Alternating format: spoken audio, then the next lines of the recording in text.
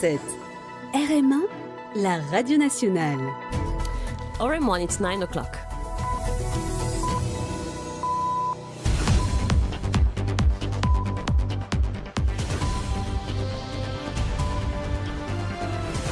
The news presented by Eris Stewart. Good morning, Eris. Good morning, Sophie. The headlines. School certificate results released for over 14,000 candidates across the country this morning. Prime Minister inspects preparations at Ganga Talao and reiterates call for respect of sacred sites. PRB 2026 first phase takes effect as unions raise concerns over retiring officers. Baby orphaned after femicide remains hospitalized as foster care procedures continue. Construction entrepreneur facing money laundering charges to appear in court. 2 new chikungunya cases confirmed as health authorities monitor identified clusters. In world news, dozens killed after crane collapses onto passenger train in Thailand. And in sports news, Senegal and Morocco set for Africa Cup of Nations final after dramatic semi-finals. Over 14,000 students will be receiving their school certificate results today. The results will be available from 10 a.m. To access them, candidates simply need to enter the code provided by their college on the Cambridge website. As a reminder, the school certificate exams were held from 18 September to 15 November last year.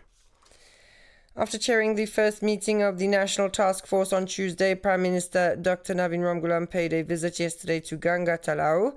He was accompanied by members of the National Task Force as well as representatives of institutions involved in the pilgrimage. The Prime Minister inspected infrastructure works that are either ongoing or already completed to ensure the safety and proper reception of pilgrims. He also indicated that he had received complaints regarding the presence of animals on the site. It's recalled that Kanwar structures must comply with authorized dimensions, and those who breach the regulations risk a fine of up to 10,000 rupees. The first phase of PRB 2026 comes into effect this January. Around 100,000 civil servants will receive 50% of their salary increase at the end of this month, with the remaining 50% to be applied as from January 2027.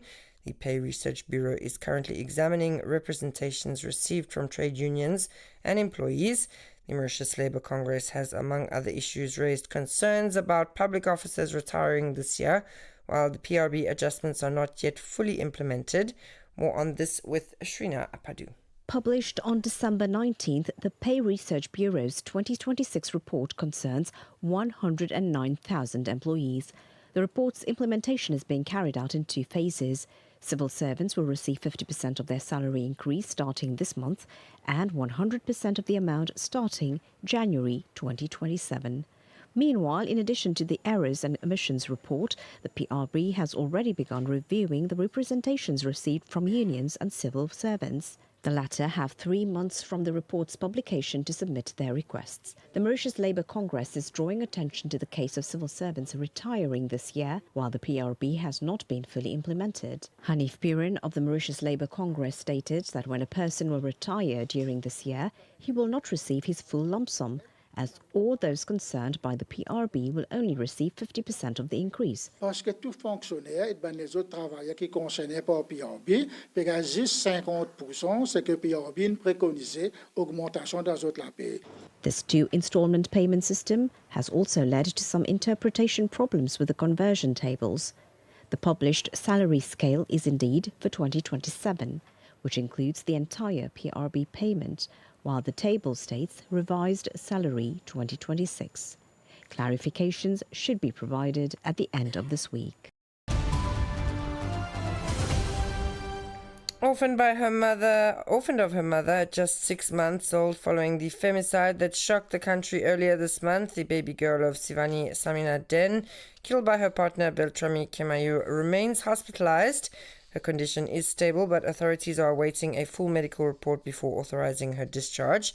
She will then be placed temporarily in a shelter while the foster care unit completes procedures for her placement in a foster family, a process currently slowed by a shortage of available homes.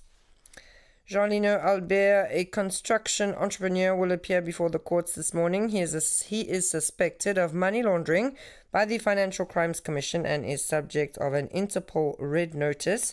His name has also been linked to an alleged drug trafficking case in Madagascar. The FCC investigation revealed that his assets are disproportionate to the income he declared to the MRA. During an operation, the FCC seized a Ford Ranger, a BMW X5, and a gold bracelet valued at 600,000 rupees. Authorities are particularly interested in a trip he made in the company of businessman Wendip Apaya, who has already been arrested for suspected money laundering. Assisted by his lawyer, Jean-Lino Albert formally denies all the money laundering allegations. And in other crime-related news, a test drive was used as a cover for stealing a motorcycle. The case involves a minor who was arrested, as well as the suspect who helped him hide the motorcycle. The latter has also been placed in custody.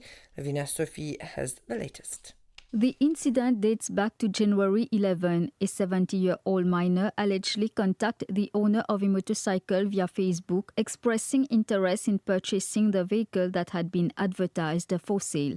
A test ride was arranged in Grand Bay. During the trial, the teenager took the motorcycle and failed to return. Realizing he had been deceived, the victim, a 33-year-old man, reported the matter to the police. An operation was carried out on January 13. Acting on reliable information, officers from the Northern Field Intelligence Office, in collaboration with the Grand Bay CID, went to Chemin Bazar Grand Bay, where the minor was arrested.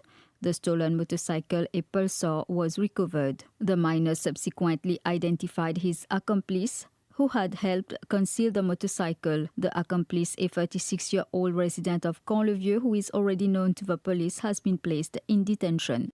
And finally, in other news, 2 new cases of chikungunya were confirmed yesterday.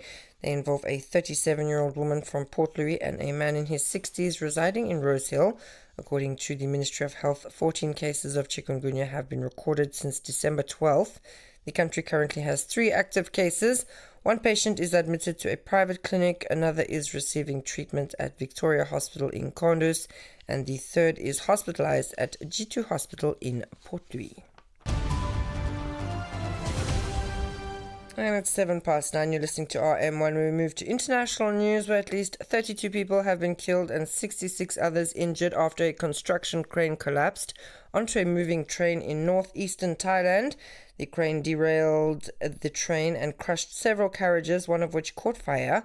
Among the injured are a 1-year-old child and an 85-year-old person, with 7 individuals in critical condition, according to authorities. Officials say around 171 passengers were on board the train at the time of the accident, which occurred at approximately 9 a.m. local time. Thailand's State Railway has announced legal action against the construction company responsible for the crane. The Italian Thai development company expressed regret and said it would compensate the families of those killed and injured. And finally, in sports, we move to football, with the finalists of the African Cup of Nations now known. An enticing final awaits between Senegal and Morocco on Sunday at 11 p.m. Yesterday, Senegal defeated Egypt by 1-0. Host nation Morocco had to rely on a penalty shootout to eliminate Nigeria after an intense encounter. The score remained goalless after regulation time and extra time before Morocco won 4-2 on penalties. Egypt and Nigeria will thus contest the third-place match on Saturday evening. That's all from me this morning. Thanks so much for listening. Stay tuned now to